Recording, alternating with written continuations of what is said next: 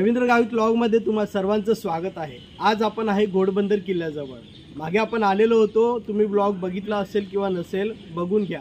तर त्यावेळी सर्व पुनर्बांधणीचं काम चालू होतं। पहिला असा किल्ला असेल जिथे शासनाने लक्ष दिलंय आणि पूर्ण पडीक झालेला जो नाश होणार होता किल्ला, जो लोकांच्या दृष्टीस न येणारा किल्ला, त्याची पुनर्बांधणी करून आज लोकांच्या भेटीला आहे। थोडंफार काम चालू आहे पण लोकांच्या भेटीसाठी उघडा आहे आणि बघण्यासाठी एवढा सुंदर आहे की खरोखर आपल्याला त्या काळातील जाणीव होते। हा किल्ला बांधलेला आहे पोर्तुगीजांनी, पण नंतर ते मराठ्यांच्या ताब्यात आलेला होता। या किल्ल्याजवळ आपण आलोय। आता हा किल्ल्याचा पूर्ण इतिहास तुम्हाला सांगणार आहे, तसे या किल्ल्यातील हर एक वास्तू तुम्हाला दाखवणार आहे। तर चला या आपल्या व्हिडिओला सुरुवात करूया। तर मित्रांनो, मानपाड्यापासून आतमध्ये आल्यानंतर आपल्या जायच्याच रोडला इथे बोरवली टनलचं काम चालू आहे। तर लवकरच हे पूर्ण होईल। जो रस्ता आपल्याला 1.5 तास लागत होता तो आपल्याला 20 मिनिटांमध्ये पोहोचता येईल। त्याचं काम प्रगतीपथावर आहे, लवकरच पूर्ण होईल। आता इथूनच आपल्या घोडबंदर किल्ल्याला आपण जाऊया।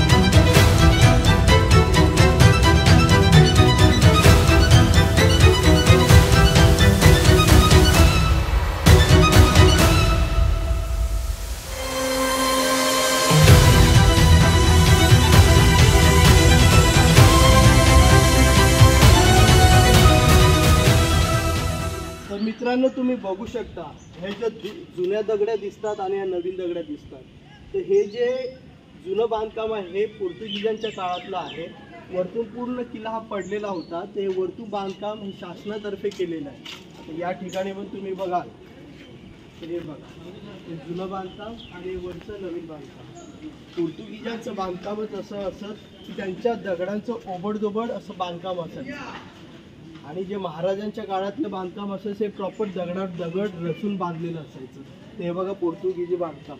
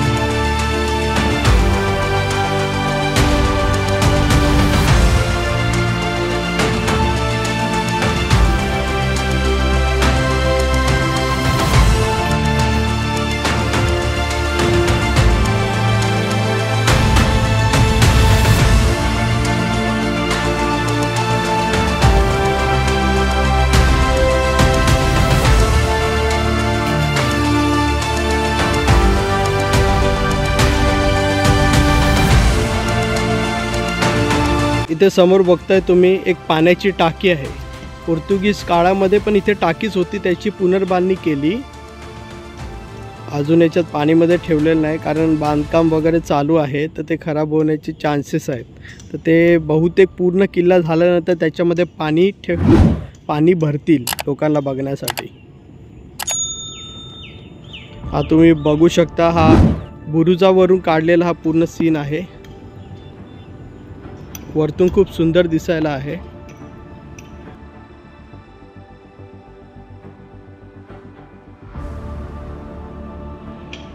त्याची पुनर्बांधणी केल्यामुळे हा किल्ला अजूनच उठून दिसतोय या बुरुजावरून। हे जेव्हा काम कंप्लीट होईल त्यावेळी इथे पर्यटकांची तसेच किल्लेप्रेमींची खूप मोठ्या प्रमाणात गर्दी अजूनच बघायला मिळेल। वरतून दिसणारं दृश्य हे खूप सुंदर आहे।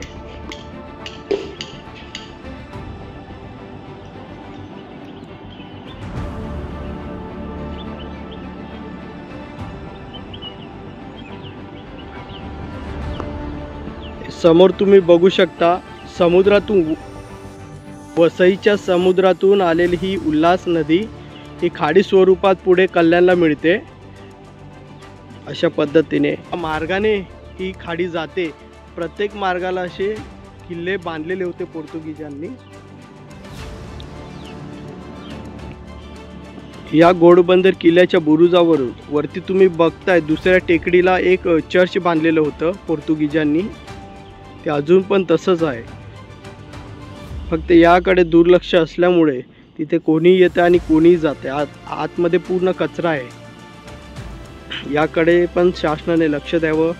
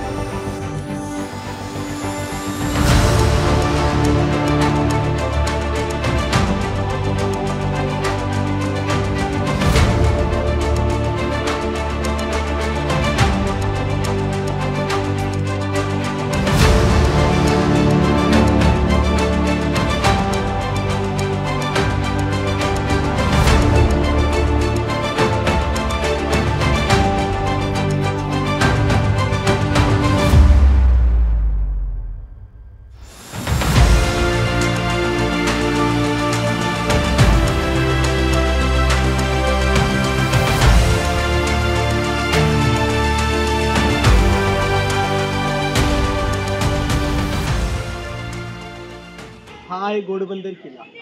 1500च्या काळामध्ये हा बांधायला सुरुवात केली।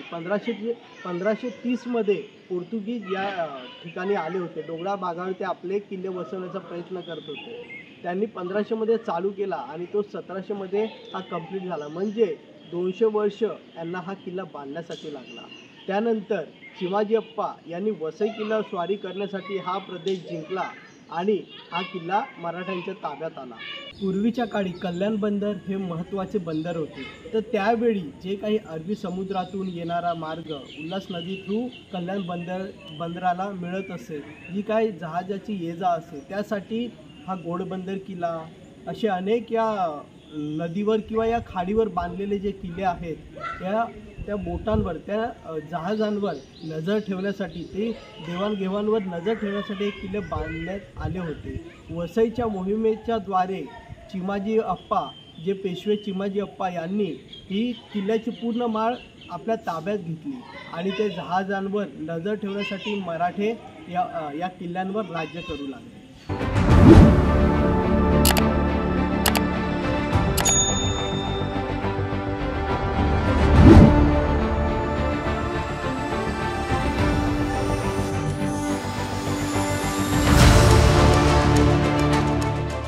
हा होता घोडबंदर किल्ला. व्हिडिओ कशी वाटली? जर आवडल्यास लाईक करा, सबस्क्राईब करा, जास्तीत जास्त व्हिडिओ शेअर करा. पुन्हा भेटूया अशा नवीन ठिकाणी. तोपर्यंत रजा घेतो. जय हिंद, जय महाराष्ट्र, जय शिवराय.